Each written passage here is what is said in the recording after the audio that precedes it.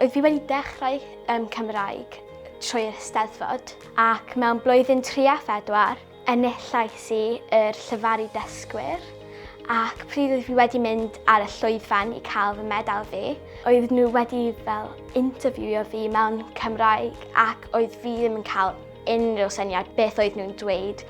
Felly oedd fi angen dweud, I don't understand Welsh.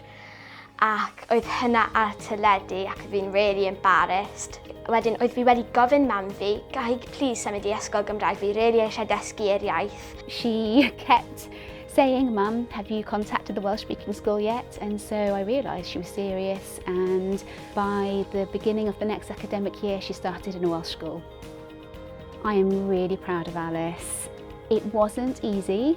That first term was full immersion and I think her brain hurt at times, but she persevered, and there's lots of support in Welsh speaking schools for children going into immersion late, and they really did help her. Fi'n 19 nawr a fi'n gallu just edrych nôl a teimlo fi'n really hapus oherwydd fi'n gallu siarad Cymraeg yn arbennig. Evan's story, I think, was actually a little bit more difficult than Alice. So he started at Ysgol Gwentis Coed in a Trochi, which is an immersion scheme. And he did have a teacher there supporting him in that first term, trying to help them learn the basics. But they were also put into normal classrooms through that first term too. Roeddwn i blwyddyn 8 pan roeddwn i wedi dechrau trochi. Roeddwn i dipyn o weithiau jyst meddwl, beth ydw i'n neud, ond fi mor glad fi wedi just pusho trwy. I have been amazed at Evan's progress. Dyma fi 9 mis ar ôl trochi, jyst gallu siarad Cymraeg, eitha da fi'n meddwl. Fi wedi dod o Birmingham, Lloegr, a fi wedi dod i cael trochi mewn Broteinon. A nawr fi mewn ysgol Cymraeg Casnewydd, a mae lle hyfryd. O'n i wastad eisiau addysg Cymraeg dros nhw. Efo'r uned trochi, oedd gymaint ohono beth oedd yr athrawon yn gweithio efo fe i helpu iddo fe ymdopi efo'r symud. Bod nhw'n wneud lot o pethau Cymraeg efo fe, dysgu Cymraeg, ond nhw'n wneud cryn dipyn o helpu yn emosiynol efo popeth oedd di newid yn bywyd e. Mae wedi bod anodd, ond gyda help athrawon fi'n meddwl fi wedi cael fyna.